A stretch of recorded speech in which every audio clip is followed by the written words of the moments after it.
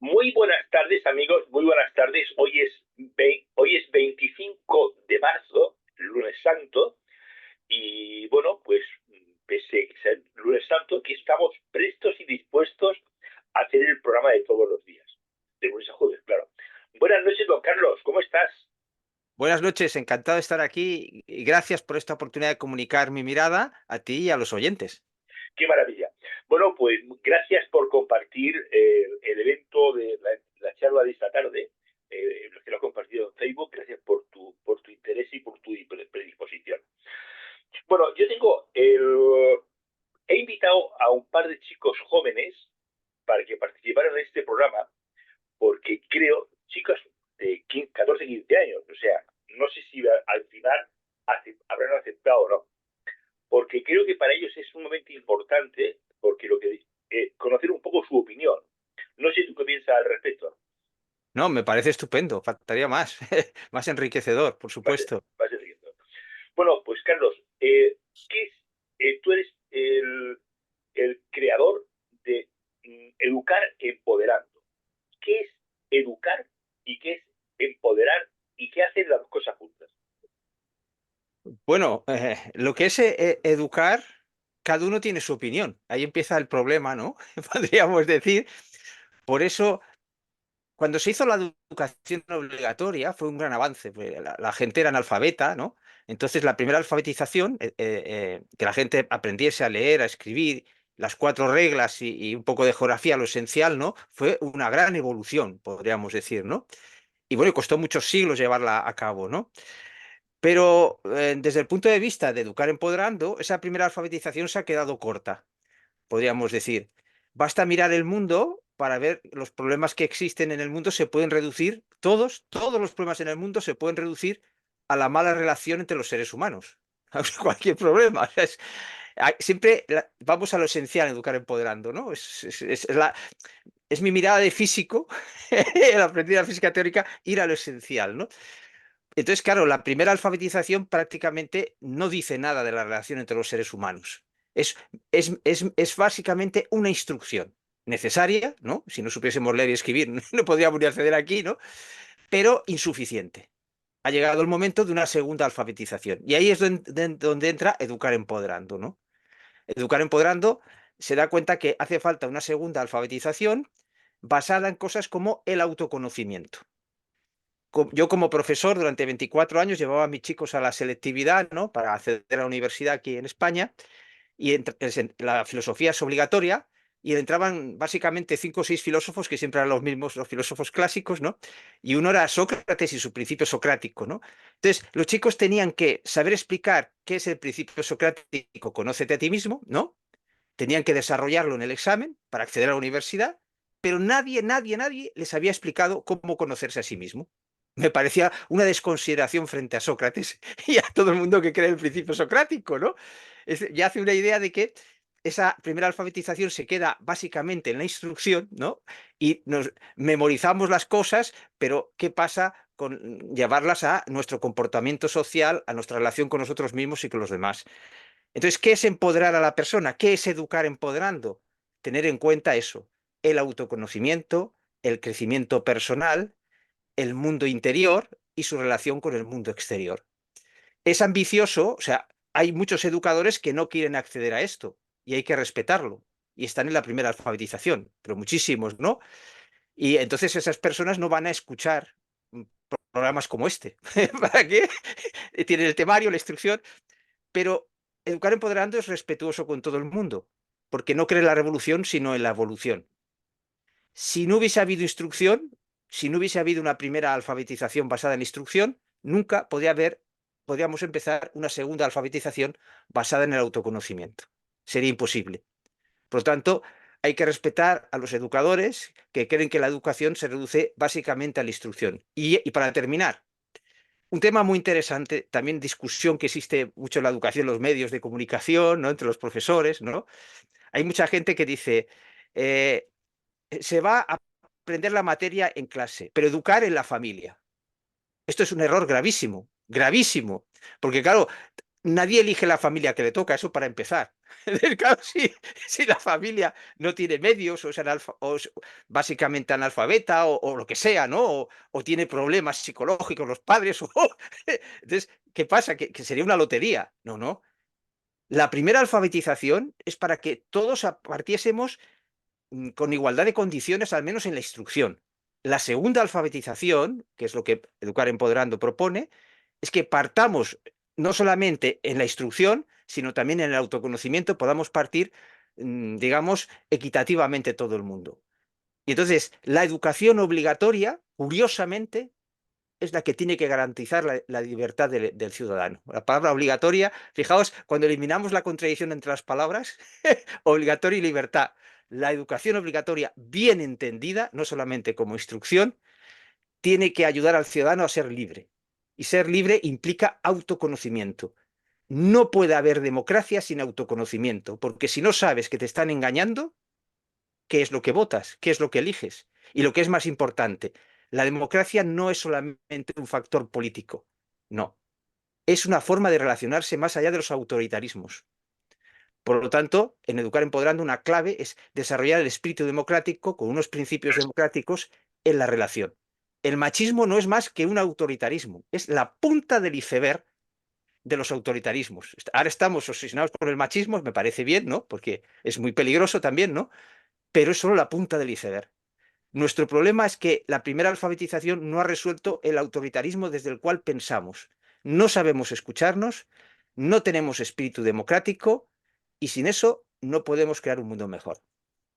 Bueno, es posible, el otro día yo leía o oía, no me acuerdo, en un vídeo donde muchas veces se comentaba que la escuela, tal y como se concibió por y para crear personas dependientes de algo. Es decir, la escuela no era sino el inicio de una persona cuando empezaba, que se uniformaba tal y que todo era igual para que ya se fueran preparando para su vida laboral, ¿no? Y para su vida de futuro, ¿no? Era una manera de predisponer un poco a las personas a llevar una vida como muy igualitaria siempre. ¿Es posible eso? Sí, sí, pero claro, desde la mirada de Educar Empoderando es muy importante, no creemos en la revolución, sino en la evolución. Esto es fundamental para entender todo lo que diga a continuación, ¿no? La evolución significa que nadie sobra. En la revolución siempre sobra alguien. Entonces, es verdad que la primera alfabetización está basada en la instrucción y solo se puede instruir uniformizando, ¿no? Mediante temarios. Ajá. Pensemos cómo empezó todo. El primer pedagogo, nunca recuerdo su nombre, que me disculpe, pero pedagogo así que merece tal nombre, era de finales del siglo XVI y entonces él se dio cuenta que todo el mundo tenía que tener derecho a saber leer y escribir. Pero no había maestros para hacerlo. Claro, imaginaos cómo se arranca esto, si es que no hay maestros. Entonces se llama solo la iglesia, y la iglesia pues a unos cuantos, ¿no? Entonces fijaos todo lo que había que hacer, todo lo que tuvimos que hacer, ¿no? Crear los maestros.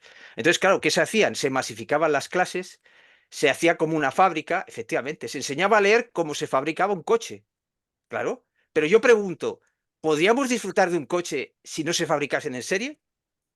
Pues no hubiésemos, la primera alfabetización no se podía haber desarrollado si no se hubiese hecho de esa forma. Entonces, lo que ocurre es que cuando juzgamos el pasado es una cosa ridícula, porque el pasado tenía sus condiciones, ¿no? Y podía ser incluso mejor que ciertos presentes dadas las condiciones.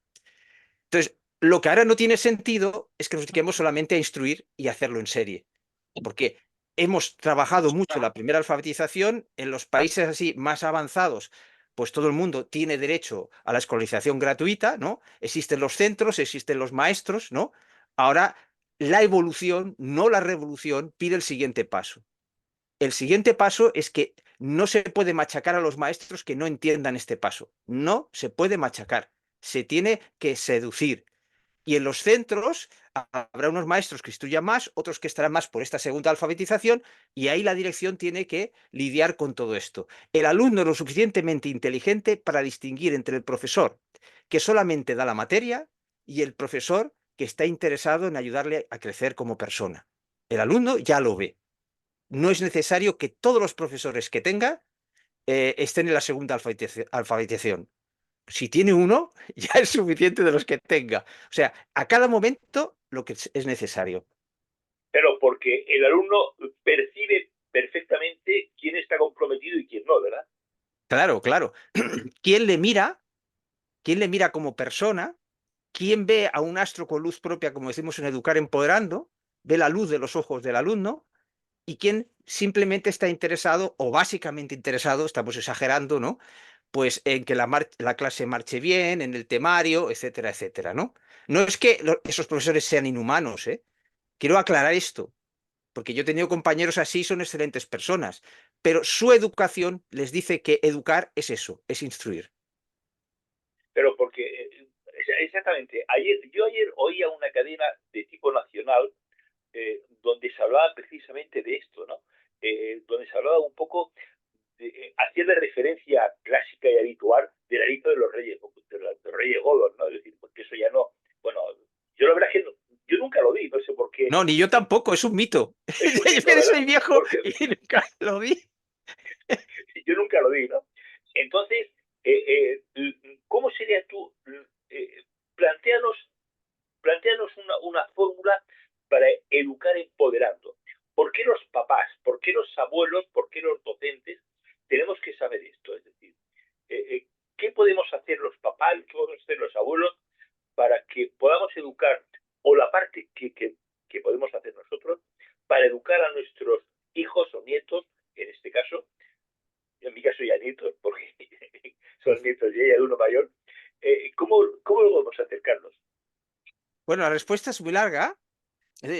Yo propongo ir hablando y que se me vaya interrumpiendo, ¿no? Para... Sí, sí, porque O sea, tú, tú cuando te lanzas, pues, sí, que no esperen a que yo acabe porque eso es peligroso, ¿no?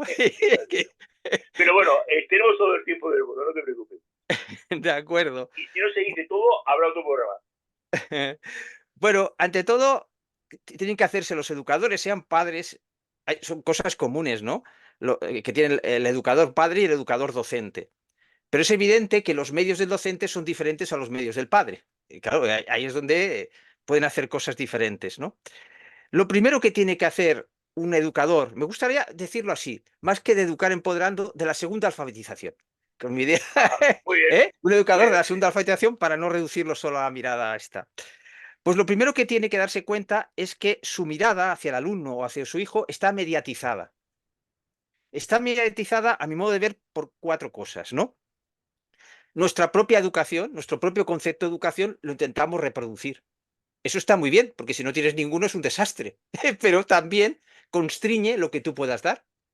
Entonces, la humanidad no puede evolucionar si la educación que damos a nuestros hijos es la misma que recibimos. Tiene que ser mejor, más amplia, más profunda.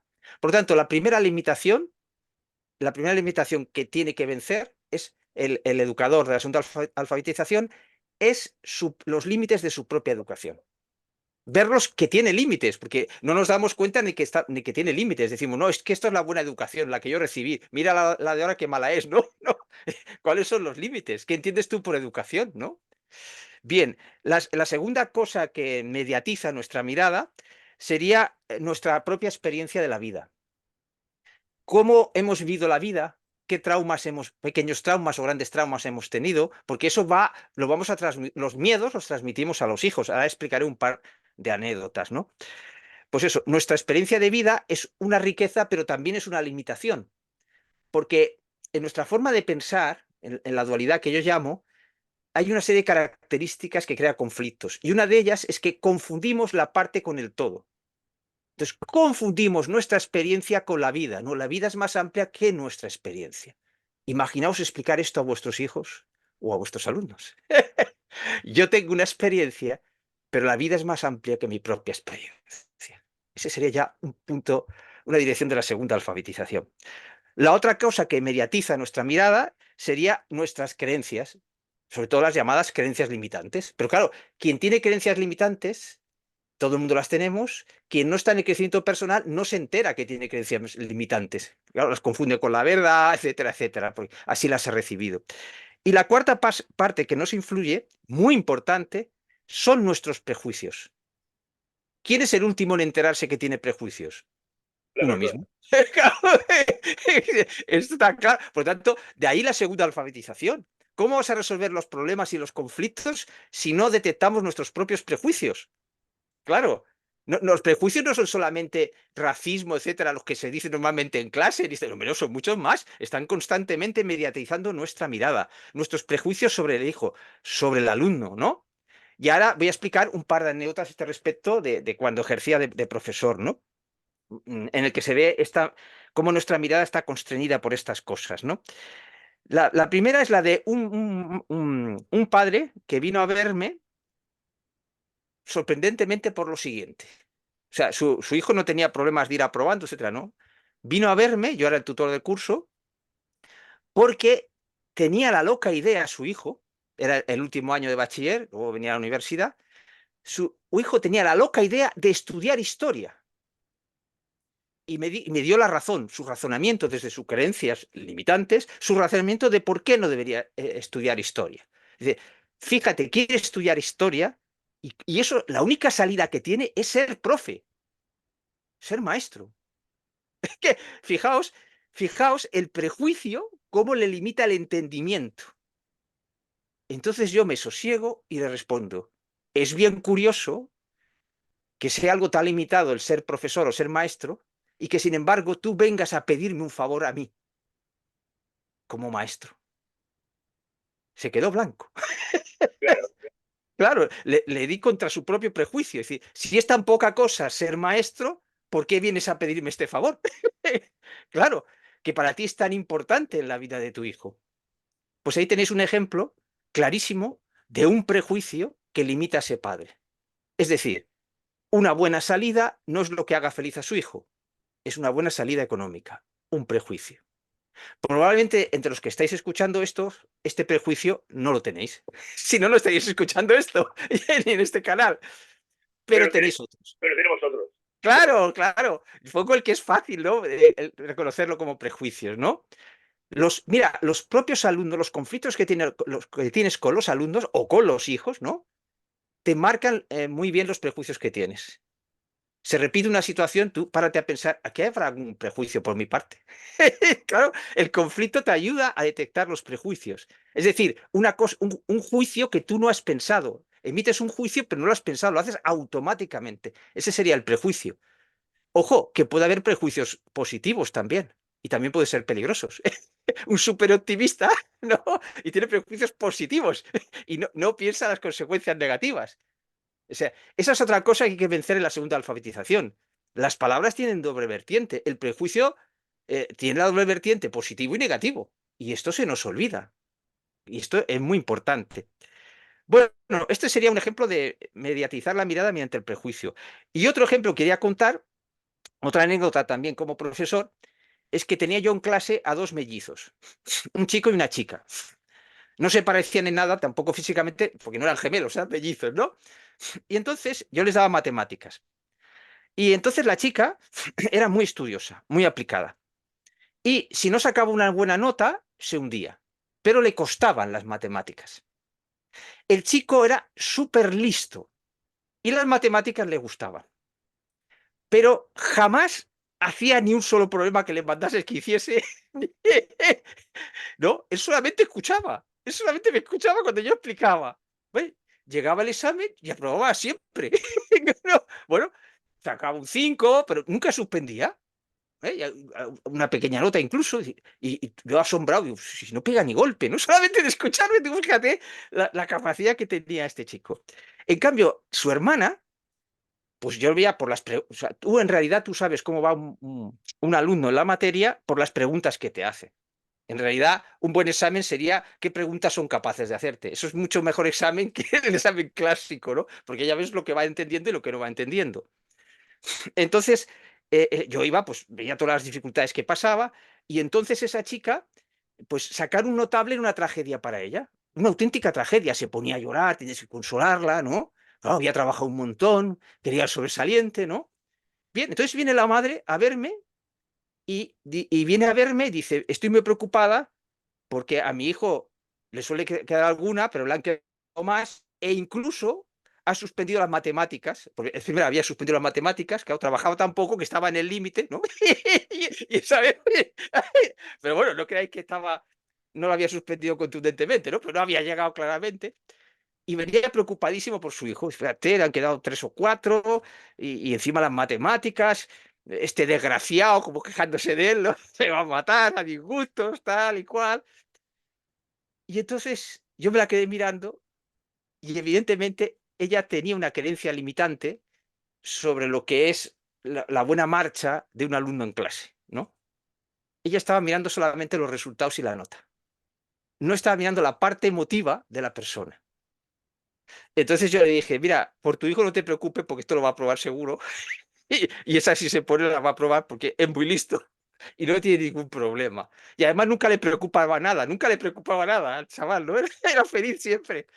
Digo, el problema que veo es tu hija. Tu hija se viene abajo, es muy dura consigo mismo, y entonces ahí empieza la segunda alfabetización. Yo no estaba preocupado por el expediente de la niña, que tenía buenas notas, aunque no sacase sobresaliente siempre. Estaba preocupado por las cosas de la segunda alfabetización. Es decir, el sufrimiento que tiene la niña, su mundo interior, cómo interpretaba su relación con las notas, ¿no? Y entonces le expliqué a la madre que la problemática no estaba en su hijo, que no había ningún problema, que se recuperaría, sino que era en su hija. Y ella no se había dado cuenta de lo que estaba sufriendo su hija. Y se me puso a llorar. Pues ahí tenéis otro claro ejemplo, ¿no? De una creencia limitante sobre lo que es la buena marcha o la mala marcha de un alumno en clase. O sea, por lo tanto, se le sigue dando mucha importancia a las notas y menos a las emociones del alumno. Claro, y a Cuando lo es que sufre, lo que realmente debe ser lo importante, ¿no? por supuesto. A ver, pero también hay que tener en cuenta una cosa, que desde esta idea evolutiva de las cosas, y que nadie sobra ni nada sobra, pensad que los maestros, los profesores, piensan muy diferente. Tú vas a un claustro allí y está el reaccionario, el que quiere avanzar mucho pero no tiene los pies en el suelo. O sea, ahí está todo mezclado, ¿no? Podríamos decir. E incluso hay el profesor vago, ¿no? Que no pega ni golpe y lo ve y todos lastrando ahí que no pega ni golpe. No tiene las cosas corregidas a tiempo, etcétera, etcétera, etcétera. Bien, y entonces yo una vez digo, aquí están todos mis compañeros y tienen todos estos estereotipos que he dicho, ¿no? Digo, ¿qué es lo que puede unir? ¿Qué es lo que puede unirnos a personas tan diferentes, que tenemos ideas tan diferentes sobre la educación, ¿no? Y había una respuesta clara y diáfana. Solo había una cosa que nos unía, el temario. Esta es la mirada de la segunda alfabetización. En vez de quejarte, en vez de victimizarte, ves que hay una evolución y cada uno está en un punto diferente. Y dice, bueno, ¿qué es lo único que nos puede unir? El temario. Pues vamos a tratar de innovar en el temario, pero siempre a esos compañeros hablándoles en función del temario. Porque esos compañeros, por ejemplo, el que ve que hay que ser duro con los alumnos académicamente hablando, ¿no? Cree, sinceramente, no son malas personas, es que no equivoquemos la mirada, es que cree que eso hará fuerte al alumno, porque es como él fue educado. Por tanto, él no lo hace a mala fe, él lo hace con tan buena intención como que el que es innovador. Ese concepto evolutivo es muy importante. Tú mira la intención de tu compañero, aunque sea reaccionario. Si lo juzgas, júzgale por la intención, no por sus creencias. Ajá. Fundamental. Oye, eso de juzgar por la intención, no por las creencias, me parece una frase genial, Carlos. Me parece genial. Acojonante, macho. Es de la segunda alfabetización. Pues Todo mi trabajo es dar esta idea de segunda alfabetización que parece que no se le ha ocurrido a nadie y no entiendo por qué, porque es un paso lógico. Ahora hay que llenarla de contenido, ¿no? pues, oye, de verdad, me estoy quedando flipado ahora mismo con el tema. Esa frase me ha encantado, tío. Me ha encantado, Carlos. Me ha encantado. Esa frase es genial.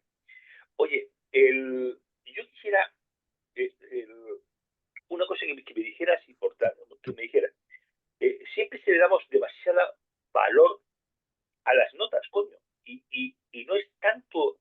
Las notas no es tan sumamente importante. Como tú bien dices, las preguntas que te hace el alumno en clase posiblemente sean mucho más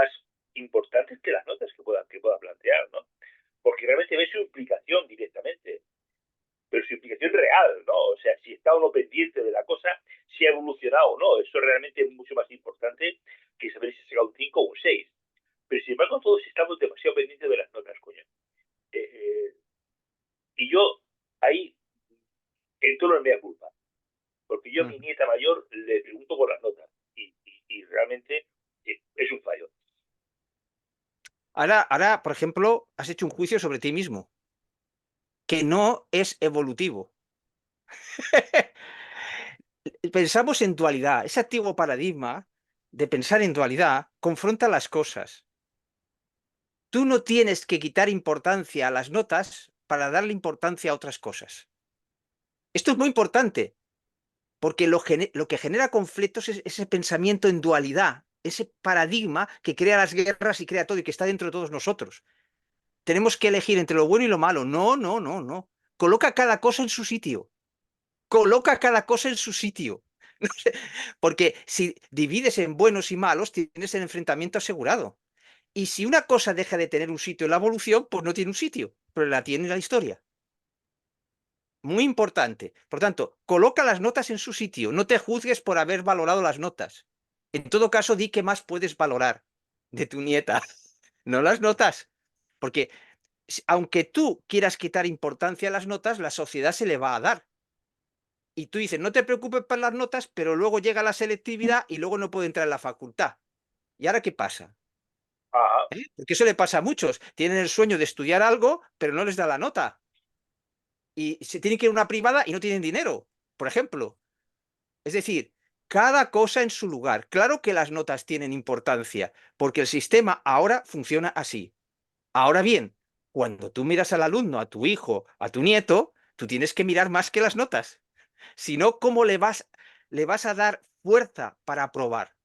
No sé si me explico. O sea, tienes que valorar más cosas, pero no tienes que quitar importancia a la nota, porque estás en una sociedad que da importancia a la nota y tienes que prepararles también, tienen que, no, a ver, hay que educar para vivir, no solo para sobrevivir, pero Ajá. también para sobrevivir. Claro, ¿veis? Otra vez contraponemos las cosas. Estoy harto de oír en el mundo alternativo que se contraponen las cosas.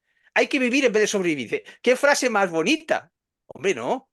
Habrá que hacer las dos cosas, ¿no? Porque si uno está en Gaza, lo primero que tendrá que hacer es sobrevivir. O si uno está sometido a una presión en casa, yo que sé, que están abusando de él, o mil cosas que le puede pasar a un alumno que no nos damos ni cuenta, pues primero tendrá que sobrevivir. Entonces la mirada del profesor tiene que ir a ver al alumno que está sobreviviendo porque tiene algún problema. Y luego enseñarle a vivir. Muy importante, lo más importante creo que puedo decir en este encuentro. El problema básico de todos nuestros conflictos, vuelvo a insistir, muy importante, es nuestra forma dual de pensar, que una cosa tiene que desplazar a la otra. En mi último vídeo explico esto precisamente. Todo esto me lo ha inspirado la física cuántica. Es que es muy interesante, porque yo explicaba como físico la dualidad onda-corpúsculo.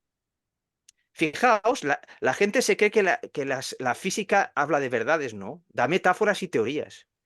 Se explica mal la física en secundaria, por desgracia. Entonces, la prueba de que la física se mueve por teorías es que para explicar la luz hacen falta dos teorías a la vez. Porque la luz a veces se comporta como partículas en un experimento y a veces como ondas. Pero es que la partícula y la onda son cosas opuestas.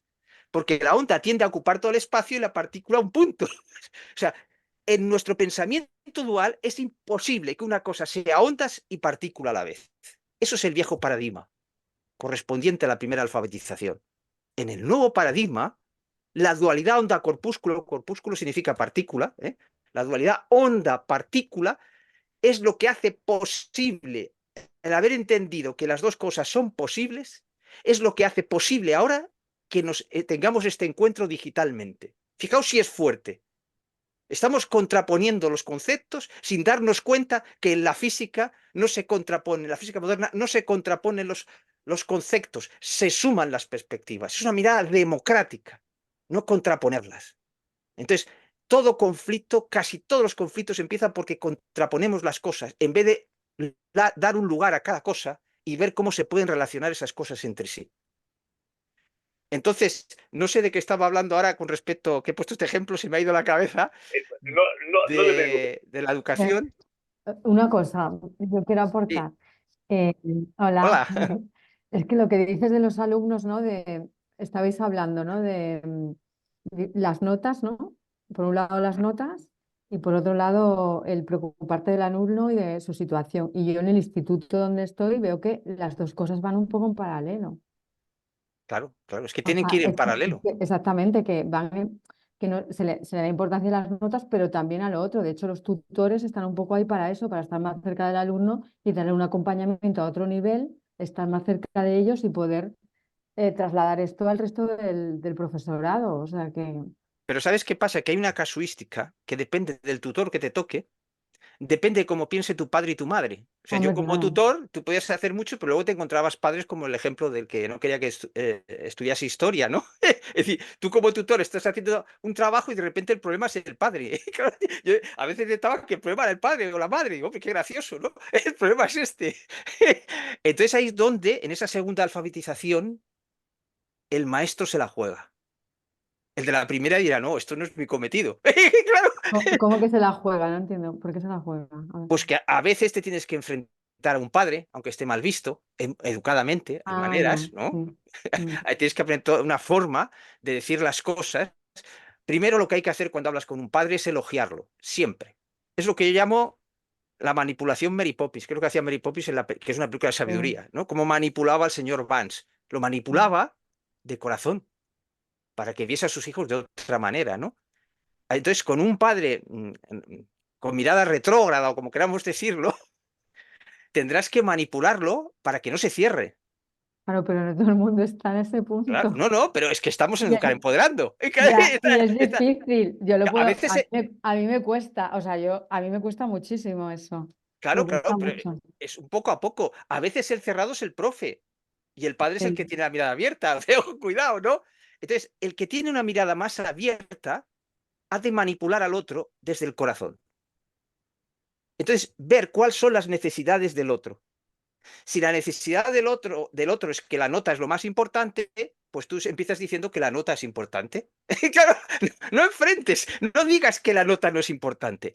Luego dices, No, sí, claro. o sea, fijaos la estrategia, es como ser un político, es que es así, tenemos que relacionarnos de esta forma. Entonces, esta manipulación es fundamental. Y a mí de pequeño me llamaba la atención en las películas que salían gente del mundo musulmán, que en las películas se alababan mucho, ¿no? Empezaban, no sé qué, que Alá, no sé qué, se empezaban a alabar y luego hablaban de negocios, ¿no? Ostras, que parecía hipócrita aquello, ¿no? Si en una película sale, ¿no? O sea, igual se pegaba una puñalada después, pero primero se alababan y tal. Y entonces, cuando era profe, me acordé de eso. ¿Ves? Cualquier cosa te puede inspirar. En un momento, un momento. ¿Y si esto lo hacemos desde el corazón y no como en las películas? ¿No necesita el maestro, no necesita el padre ser reconocido? Toda persona necesita ser reconocida. Sí, pero lo mismo pasa con el alumno. El alumno también necesita ser Claro, reconocido primero para luego decirle otra claro. cosa. Pero luego lo que tú has dicho al Mm, principio de, claro, yo lo veo en mí, ¿eh? Estoy educada de una manera y hay un automático ahí y ujú. de repente me sale eso, me sale poner la disciplina. Es como que tengo una tendencia hacia eso. Pero Mm. bueno, también es lo que tú dices, es ir viéndolo e ir intentando modificarlo poco a poco a A través ver, del autoconocimiento. es que, a ver, hay como un orden de prioridades. Si tu clase se apodera de ti, Sí, te se olvidas va a de todo poder esto. ahí. Primero tienes que poner orden, ¿no? Porque, claro, eh, hay muchos pedagogos y muchos que hablan, pero no han vivido lo que es ir en secundaria. Yo llegué a tener hasta 47 en clase. Y si tú no ponías orden, no podías ni ver la mirada del alumno. ¡Qué narices! No, pues, Entonces, claro, el que tú tengas que... Esto es muy importante. Hemos dicho que en la evolución se honra el pasado. El pasado no es un estorbo. Es decir, si tú tienes desorden en clase, ¿por qué no has de aplicar cosas del pasado, mm, de cuando incluso eran más?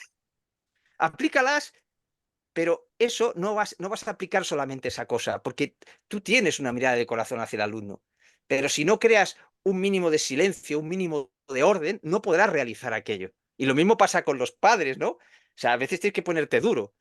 claro, Ponerte duro para ver la blandeza del corazón, para después expresar la blandeza del corazón. Claro, pero por ejemplo, en mi caso, yo tengo un conflicto con el tema de la autoridad Ujú. y me cuesta mucho. O sea, cuando lo hago, después yo me siento mal. Entonces digo, hostia, ¿sabes? ¿Sabes por qué? Tienes un prejuicio frente a la Frente autoridad a la y el autoridad, autoritarismo. claro, eso es. Tú, vamos a ver, lo ideal sería lo que llaman algunos el autoritas, ¿no? Que tú entras en clase y todo el mundo te respeta, el autoritas que llaman, ¿no? Es decir, te respetan por lo que eres, por lo que representan, ¿no? Claro, esto es muy idílico. O sea, eso es a donde hay que llegar, ¿no? Que entras y ya te respetan tanto todos los alumnos que no tienes que hacer nada, ¿no? Bien. Luego está la autoridad y luego el autoritarismo. Si tú entras en un grupo que es imposible, ni siquiera te escuchan, que eso lo he vivido, que es que ni te escuchan, entras en Sí, clase sí. y es que ni te ven. Entonces, para eso existe la evolución. Vas al pasado y dices, a ver, ¿cómo se ejerce el autoritarismo? Y pegas un puñetazo en la mesa y ejerces el autoritarismo. ¿Sabes por qué puedes hacer esto? Por la misma razón que un padre puede echar una bronca a un hijo. Porque después le va a abrazar. Es tan simple como eso. En cambio, el autoritario solo ejerce. No, no. Esa es la idea evolutiva de la segunda alfabetización. Si esos chavales en ese punto están en un punto que necesitas cosas del pasado, lo aplicas puntualmente. Y nada de sentirte culpable. La pregunta es, ¿he sido suficientemente autoritaria? ¿Tenía que haber pegado un golpe más fuerte en la mesa? Muchas Es veces. eso lo que tienes que examinar. No sentirte culpable. Porque después, dada que tú tienes esa mirada hacia el alumno, después lo vas a arreglar. Que el alumno te cala siempre, al final te cala siempre. Entonces, claro, yo he pasado por todas. Por ejemplo, ser blando y que el alumno porque claro, la clase no es el alumno, primer error. La clase no es el alumno. El alumno a solas no suele ser un problema nunca, No, no, no, pero, claro. pero el grupo, y sobre todo de adolescentes, son despiadados como grupo. Porque claro, ahí no hay ética ni nada. Es la masa, como en un partido de fútbol que empiezan todos a agredir al árbitro. O sea, ojo, cuidado, tienes que poner orden primero. Entonces, evalúate si eres suficientemente autoritaria. Esta mirada de educar empoderando no la he visto en ningún sitio. Para mí es fundamental.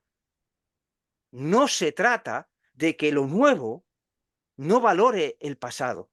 En situaciones o sea, una clase que se comporta como se comportaba en el pasado necesita un método del pasado puntualmente, puntualmente. Y solamente critícate si has sido suficientemente autoritaria. No. No culpable por autoritaria. ¿Cómo vamos a trascender el autoritarismo si no entendemos su utilidad? Otro ejemplo fuera de la clase.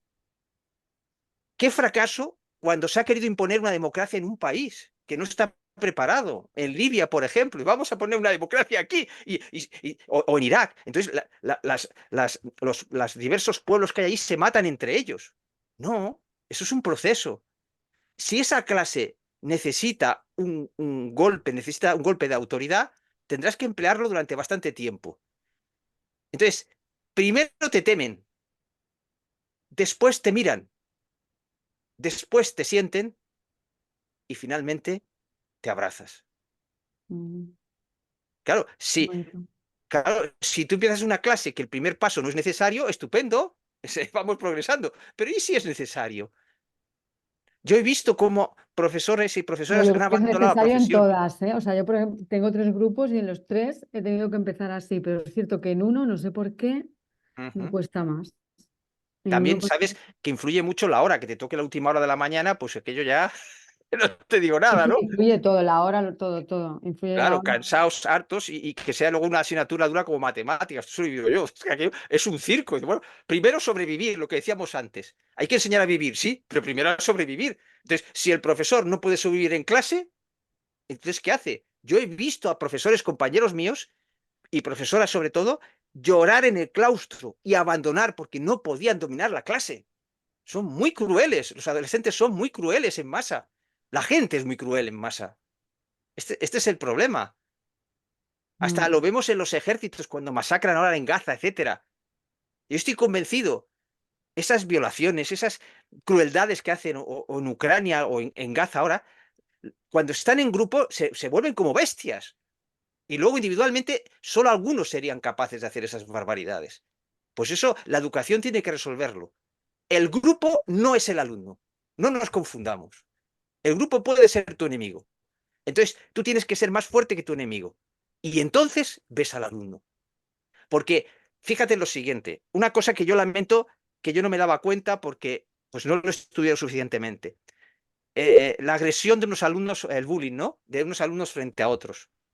Claro, el que no haya orden en clase facilita el bullying además, porque es que tú es que no puedes atender que a ese le están haciendo la vida imposible porque tú no sabes, es que no sabes ni qué hacer en clase. Por lo No, y tanto, luego los que quieren aprender, pues se sienten injustos porque no has echado a los que no has puesto claro. autoridad con los que no, con Y los lo que más divertido, no igual funcionan. también lo has vivido tú, es que ese alumno que te revienta la clase, luego te echa en cara que no has tenido autoridad con él. Es que es lo más divertido, es ese mismo, ¿no? Pero eso no me ha llegado a Claro, pasar. Eso no me ha llegado eso a sí me ha pasar. pasado a mí más de una vez. Ah, sí, mira. Claro, porque precisamente esos alumnos son autoritarios. El alumno que revienta la clase, que no piensa en los demás, no piensa que otros quieren aprender, es autoritario. Entonces yo pregunto, ¿a un autoritario cómo le vences? ¿Hablando de democracia? Si no está No, preparado, claro, no, tendrás que mandándolo a autorizar, casa. claro, o sea, el autoritario solo baja la cabeza cuando el otro ve que es más fuerte. Ese es el juego en ese instante. Cuando el otro te vea que no se puede burlar del profesor, entonces empezará a mirarte. Y entonces le enseñarás a no ser autoritario. Pero es como a un machista, pues no se entera que es machista. ¿Cómo se va a enterar el machista que es machista? Es que, claro, de entrada no se entera, pero ¿qué dice? Pues esto le pasa lo mismo. Todos pensamos autoritariamente, todos, porque como hemos sido educados. Sí, es así. Entonces, la masa piensa muy autoritariamente. Entonces, no te sientas mal por reprimir, porque el reprimir es el primer paso para poder permitir. Si no es necesario, pues no se reprime, por supuesto, eso es lo que buscamos. Pero si tú no reprimes, ¿cómo vas a permitir? Es que ni se va a valorar el permitir. No Sí, tengas pero miedo en ser claro, autoritaria. mm, ¿Tienes miedo a ser autoritaria? sí. No. Asume el pasado de la humanidad. La humanidad está donde está porque ha sido autoritaria. La humanidad está donde está porque ha habido guerras. La humanidad está donde está porque ha habido injusticias. No existirían los derechos humanos si no hubiese habido injusticias. No tengas miedo a ser autoritaria, porque siempre tienes tu corazón ahí. Siempre. Pero no enseñes primero su blandura, ¿no? Porque no te van a entender. Ya. Carlos, yo me quedo con una frase que tu mundo no es el mundo, ¿verdad? Sería un poco mi mundo, el mundo de tu mundo no es el mundo. Cada uno tenemos nuestro mundo, ¿no? Bueno, a ver, pero eso no es eso es insuficiente. Estamos siempre en lo mismo en contraponer las cosas. ¿Ves cómo se nos cuela? Esto no, esto y lo otro. Tú tienes un mundo interior, pero tiene que estar conectado con el mundo exterior. Perdona, no me he explicado. A Yo ver, pensaba, decía que cuando tú transmites algo hacia los demás y das tu opinión respecto o das tu consideración, lo estás viendo desde tu mundo, pero que tu mundo, el mundo que tú ves las cosas, no es el mundo en general. O sea, hay más mundos aparte de tu mundo. vale, Es lo que yo vale. quería decir. Sí, Perspectivas diferentes. sí. Pues ahí es donde entra el espíritu democrático que es esencial en esa segunda alfabetización. Es Ajá. decir, nadie tiene la verdad. O sea, el espíritu democrático no es que toleras que el otro piense diferente. Porque claro, la democracia, en el nivel de democracia cero que estamos, una ideología piensa, mira, soy muy democrático porque le dejo hablar al otro, pero nunca me va a convencer porque yo tengo la verdad. Eso es el nivel cero, es el nivel cero, porque en una dictadura no te dejan ni expresarte. Por lo tanto, está bien, es una evolución, pero es insuficiente. La segunda alfabetización tiene que desarrollar el espíritu democrático y unos principios democráticos de convivencia. No, tú escuchas al otro porque tu mirada es incompleta y lo necesitas, no porque lo toleras. Pero claro, hay gente que está en la primera etapa, es decir, dejar hablar al otro aunque no lo escuche, pues vale, es lo que vemos ahora en los políticos en general, ¿no? Que hable, pero yo no le escucho, ¿para qué le voy a escuchar si tengo la razón? Entonces, eso es un problema educativo. O sea, todo lo que vemos son problemas educativos. ¿Por qué son problemas educativos? Porque la solución está en la educación. Pero eso es un problema educativo. Es tan simple como eso. Bueno, y no se soluciona ese tema porque, Carlos, no se soluciona porque los que tienen capacidad de hacerlo no lo hacen porque no saben, porque están un poco condicionados por otros temas. ¿Por qué no se hace eso? Bueno, porque falta ese autoconocimiento. O sea, vamos a ver, te pongo. Los ejemplos políticos son lo más fácil de entender, porque tú lo ves desde el sofá, ¿no? Luego tienes que ver en ti mismo. Si tú ves a un político que al que piensa diferente lo insulta personalmente, ¿no? Entonces está creando una mala relación con personas con las cuales tendría que pactar. Entonces es, es falta de conocimiento, no es maldad, es falta de conocimiento. Es decir, vamos a ver, en democracia tú tienes que pactar con el que piensa diferente. Si tú lo insultas, ¿cómo vas a pactar? Es ridículo. Y entonces se van aislando unos partidos de otros. Y entonces, al final, tú ves en la televisión, no hablan de política, hablan de cotilleo político. Si el marido de esta, si la pareja de esta, que si la mujer de esta, pues eso es cotilleo político, eso no es política. Es un absurdo. Eso es ignorancia. El problema que hay es que hay gente preparada, pero no salen los medios. O sea, los medios no expresan el potencial de la sociedad, lo mejor de la sociedad no lo expresan. Hay personas que se retiran del Twitter diciendo, esta atmósfera es irrespirable. Y ya me hace gracia. O sea, dicen que todo el Twitter es irrespirable. ¿Ve? Yo estoy en Twitter y no tengo ningún problema, ni me peleo con nadie, ni me insultan. Porque claro, las personas que yo sigo y me siguen a mí son personas que, que no nos insultamos, que queremos aprender del otro. Entonces, ese Twitter existe. Pues miles de personas se van de Twitter pensando que el problema es Twitter. No, el problema es tu educación. Es que tú no sabes usar la red social, tú ni te has enterado que hay redes sociales. Ahora mismo estamos en Facebook. Nos estamos peleando, estamos aprendiendo uno del otro. Y hay gente que dice, Facebook es soportable porque, claro, si tú solamente insultas, ¿qué harán contigo? Si tú eres desconsiderado con los demás, pues lo mismo, claro. Y entonces a veces se asombran y dicen, por una política dice, es que vienen a por mí. Claro, claro. Es que tú has sembrado odio, la gente te odia y ahora van a por ti. Y la política es lo de menos. Claro, y no se da cuenta. Falta de autoconocimiento. Carlos, hay una pregunta muy interesante por parte de Ana, que le ha invitado a que participe en directo, pero no se ve que no puede o no sé. Bueno, me gustaría que la leyeras, Carlos, porque está... Ah, perdona, es que me lo ha mandado a mí a nivel privado y la pongo yo ahora mismo en el chat. Sí, yo aquí el chat no lo veo. Si me la puedes leer, es que... Bueno, dice, buenas noches. Bueno, mi pregunta es, si la libertad financiera, el autocontrol emocional, el desarrollo espiritual y la salud génesis ayuda a una educación más libre tanto en nuestros hijos como en nosotros los padres. Muy simple la respuesta, todo lo que han dicho. Son cosas básicamente de crecimiento personal, ¿no? Entiendo, básicamente podríamos decir. Perfecto. Muy bien. El crecimiento personal ayuda en tanto en cuanto te pone en contacto con tu mundo interior y te sensibiliza. Pero hay un efecto que podríamos llamar como religioso, que ese es podríamos decir, el nocivo, que es que se crean clanes.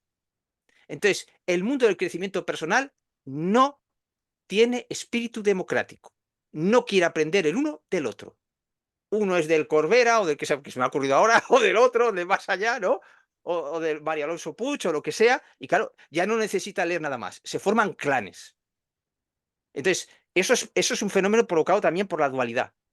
O sea, los polos se enfrentan en vez de sumarse, en vez de escucharse, se crean polos y se dice, no, es que yo tengo la verdad y el otro no la tiene.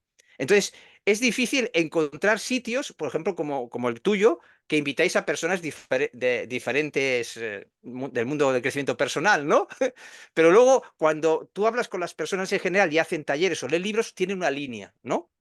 Entonces, hay dos puntos negativos. Uno, el quedarse atascado en tu clan de conocimiento, ¿no?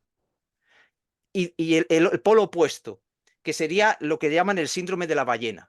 Me apunto a un montón de cursos lo más dispares posibles, me leo libros posibles y al final tienes un cacao en la cabeza, que es el síndrome de la ballena, estás colapsado, ¿no? Entonces, yo cuando recibía cursos de crecimiento personal, veía cómo gran parte de las personas quedaban atascadas por uno de estos dos efectos. El efecto clan, Es decir, no hay espíritu democrático, no entiendes que esa persona a la que admiras te da una perspectiva incompleta, también la mía es incompleta, ¿no? Sí, y que tienes que completarla y que tienes que asimilarla, tienes que tener espíritu crítico. No todo lo que te dice el crecimiento personal es bueno, o lo que te dice esta persona. Y eso pasa con, por ejemplo, yo soy progresista. Bueno, es que a lo mejor lo que consideras progreso, no todo lo que consideras progreso es progreso. Si no hay espíritu crítico, claro, es que esto es progreso, ¿no? Oye, a lo mejor lo podemos discutir. Pues lo mismo pasa con el crecimiento personal. No todo lo que dice el crecimiento personal es crecimiento personal. No hay espíritu crítico en el crecimiento personal, porque no hay espíritu democrático. Yo no oigo que haya que se critiquen. Hay un coloquio y cada uno dice su mirada, pero no hay una crítica. ¿Por qué no hay una crítica? Porque se llegaría al enfrentamiento personal, porque falta espíritu democrático. Tú puedes criticar con el ánimo de aprender, claro, pero no se sabe hacer. Entonces, no hay crítica en el mundo del crecimiento personal.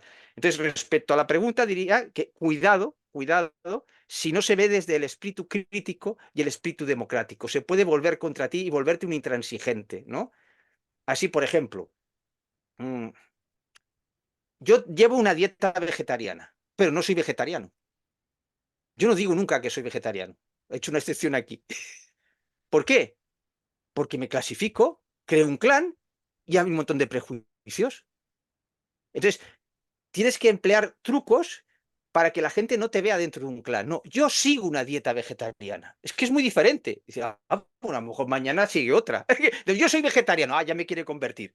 Claro, hay que tener en cuenta el pensamiento dual. Cuando dejemos de pensar así no será problema. Pero ahora funciona por clanes y los clanes se enfrentan. Y si uno es de un curso de milagros, ¿para qué necesita nada más? Si en un curso de milagros está todo. Claro, es asombroso, ¿no?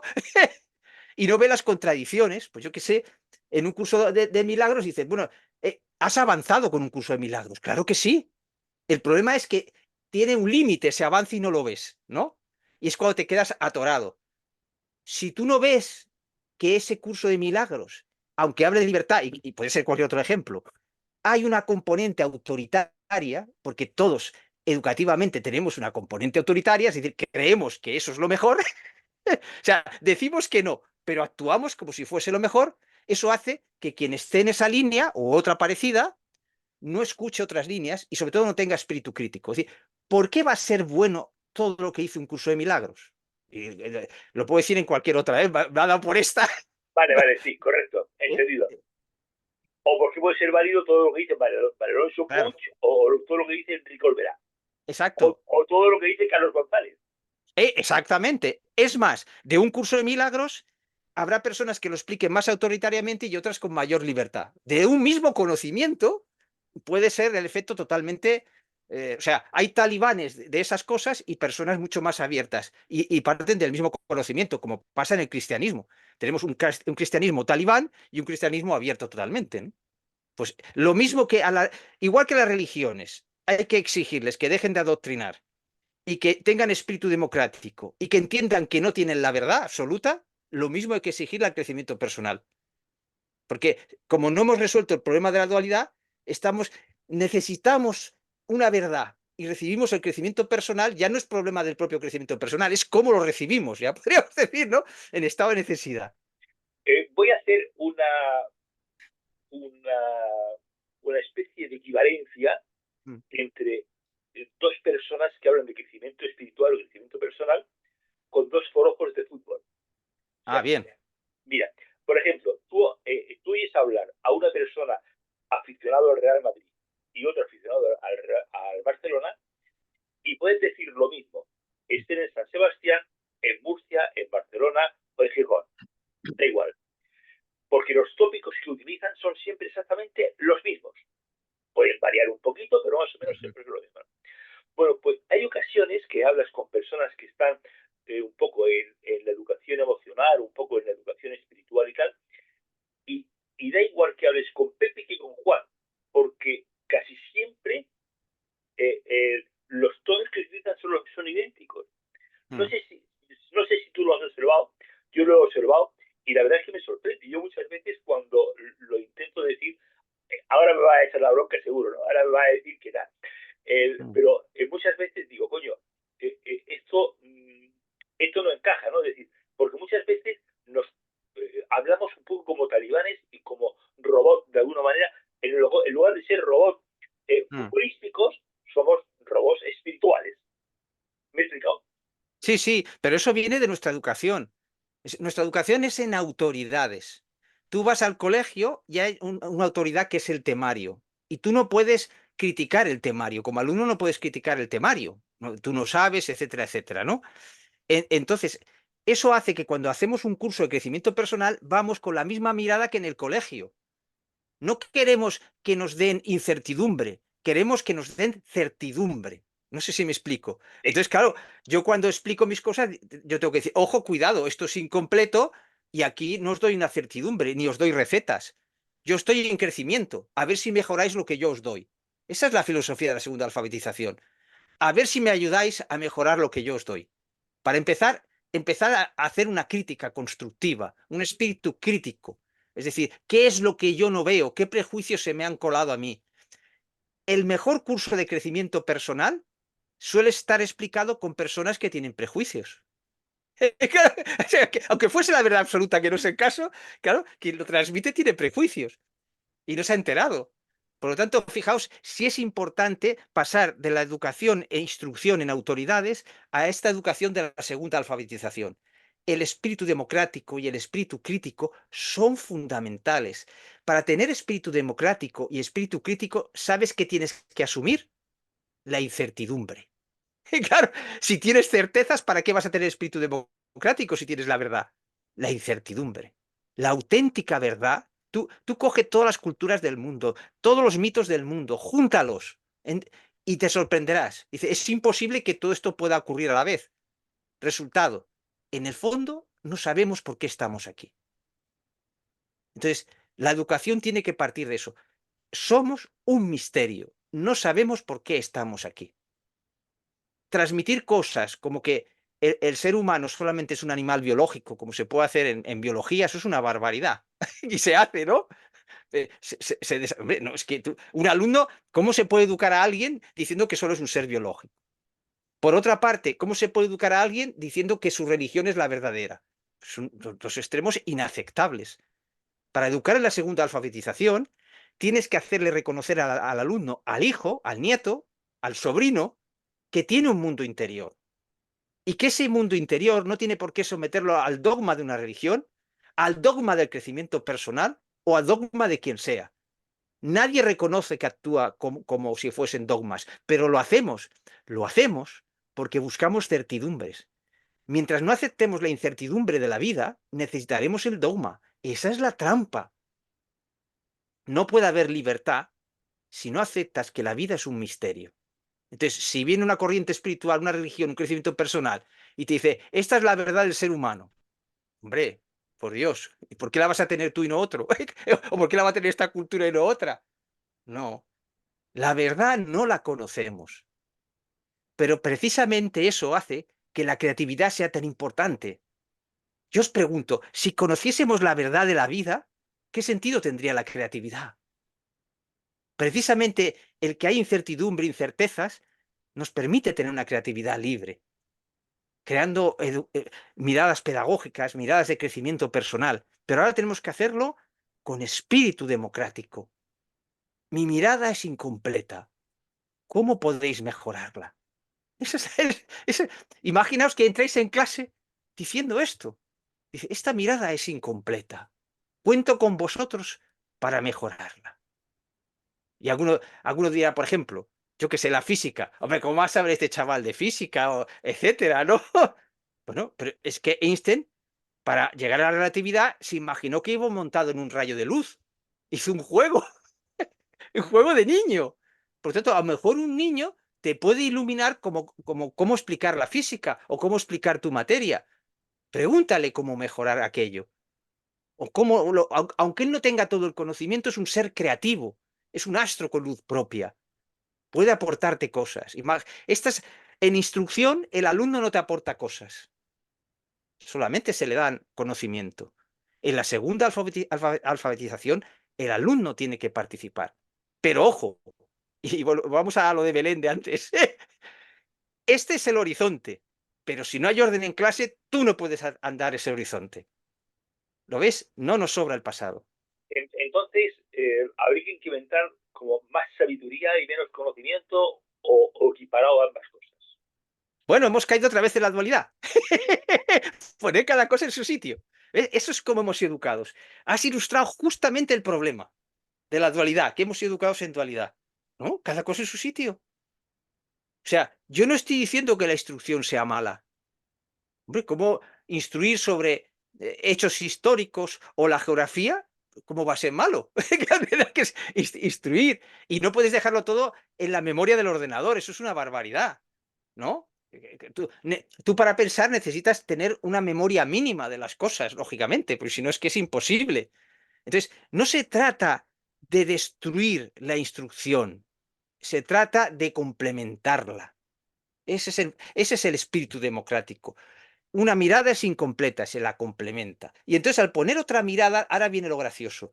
Tú empiezas a mirar el crecimiento personal, el autoconocimiento en clase y el temario. ¿Vale? Al poner las dos cosas se relacionan.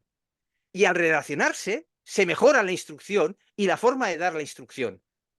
Y también se mejora la fórmula de crecimiento personal, haciéndole ver al crecimiento personal, no desprecies el temario, porque el temario es lo que hace que nos podamos congregar en esta clase. Sin el temario no nos podríamos congregar en esta clase.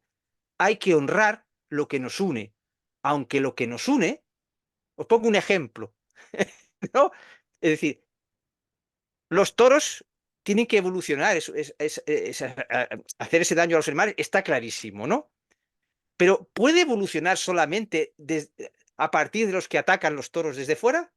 ¿O también tiene que evolucionar desde los que están dentro, entre los aficionados? Si tú los desprecias, si tú los dices que son insensibles, no te van a escuchar.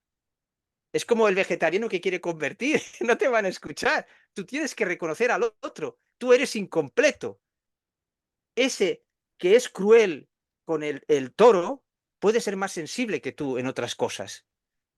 Aprende de él y entonces te escuchará. Evolucionar es permitir que cada grupo evolucione a partir de donde se encuentra. También los alumnos, también los padres.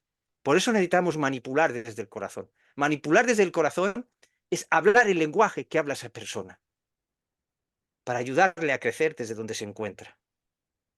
Manipular, la dualidad ha hecho que haya palabras buenas y malas, ¿no? Manipular puede ser desde el corazón.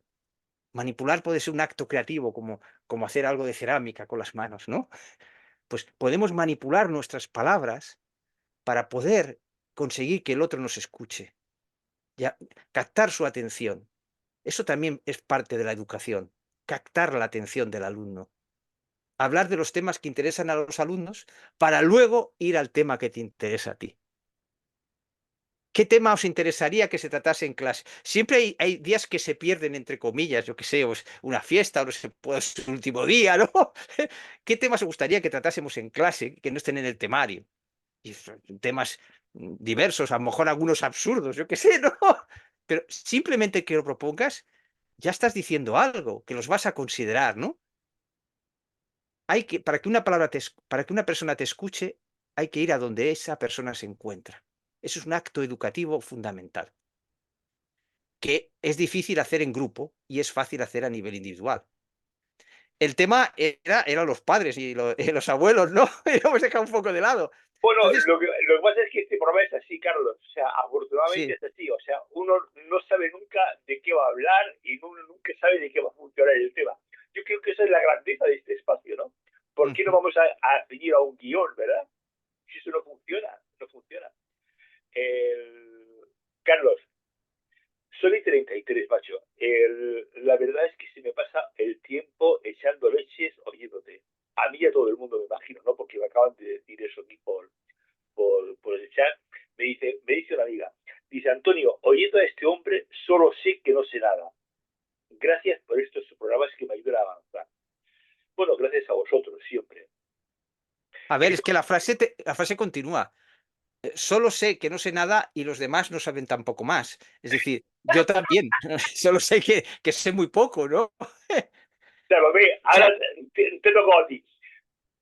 Te toco a ti. Carlos, que tenemos que repetir esto, porque bueno, que tenemos que repetir esto. En el mes de abril o mayo, me encantaría otra vez que habláramos porque, bueno, porque yo disfruto mucho oyéndote. Haría todos los días un programa contigo, pero bueno, el tiempo es el que es, ¿no? Querido amigo, ¿vacaciones ahora estos días? ¿No? ¿O te vas a disfrutar? bueno, yo para lo que hago, a ver, si haces lo que te gusta, estás siempre de vacaciones en ese sentido, ¿no? O sea que, en este sentido, o sea, vacaciones sí para los que están en la enseñanza como yo estaba, como Belén, ¿no? Seguro que las necesitan, porque se vive mucha tensión con los adolescentes, ¿no? Imaginaos un padre que tiene problemas con un adolescente, imaginaos con 30, ¿no? Puede ser mortal, ¿no? Y te cuento. Quería ver yo a algunos padres. Sí. Claro, claro. Entonces, aconsejaría, ya que el tema era de padres y abuelos, que se pongan en el lugar del profesor también, ¿no? Y que manipulen al profesor. Si tiene, por ejemplo, imaginaos que un profesor ha sido desconsiderado con tu hijo, ¿no? Pues vas a protestar al profesor, al tutor o lo que sea. Hacer lo mismo que yo hacía al revés, le digo a los padres. Primero de elogiar al profesor. Qué duro es ser maestro, porque yo con uno no puedo, imagínate tú con 30. Entonces, el maestro se abre. Se abre. Entonces, le estás diciendo que no eres su enemigo y que lo que queréis es colaborar. Muy importante esta manipulación Mary Poppins de entrada. Muy importante. Elogiar al otro, reconocer al otro en su labor. Porque si no, no te va a escuchar, se va a poner a la defensiva. Entonces, si el maestro ha hecho algo incorrecto con tu hijo, ¿qué pasa? Porque los nervios, lo que sea, mil cosas, puede meter la pata, ¿no? Pues no te lo va a reconocer de entrada. Reconoce primero al maestro para que el maestro pueda reconocer sus errores. Ese punto es un punto de sabiduría. La segunda alfabetización es la alfabetización de la sabiduría. Saborear la vida. Bueno, pues ya tengo el título para la siguiente invitación, Carlos. Ya, como has dicho, saborear la vida, la segunda alfabetización, ¿no? Exacto. Sí, sí, sí. Bueno, ya tenemos el título del programa, Carlos. Ya te diré los días para que ver qué día te puede encajar bien. Belén, bienvenida a este espacio. No, no recuerdo nunca haberte visto. Rodrigo igualmente, no recuerdo nunca haberte visto. José Manuel, bueno, a ti sí. Ana Suárez, gracias por estar aquí.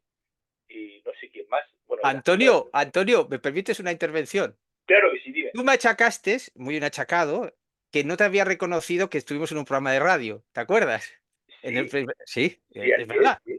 No me acordaba de ti. Bueno, pues ahora estamos en paz, porque Belén estuvo en nuestro anterior programa y también El intervino, programa anterior, sí. así que estamos en paz. Es verdad. Carlos, piensa que todos los días yo veo muchísimas caras, Pues lo ¿no? mismo me pasaba a mí con la radio, que claro, que había varias personas, así que así entiendes Bueno, también. contigo ya nunca hablo más porque siempre pillo. Belén, un placer, gracias. Gracias a Igual, todos. igual. Hasta Venga, cuando queráis, ¿no? Yo hasta mañana haré un luego. programa sobre diabetes, fíjate que más rara. Mañana hablaremos sobre diabetes, cómo sanar la diabetes. Una cosa rarísima, ¿no? Bueno, chicos, un abrazo muy grande para todos. Gracias. Chao. Gracias, gracias a Venga, todos. chao. Un Adiós. placer. Chao. Adiós.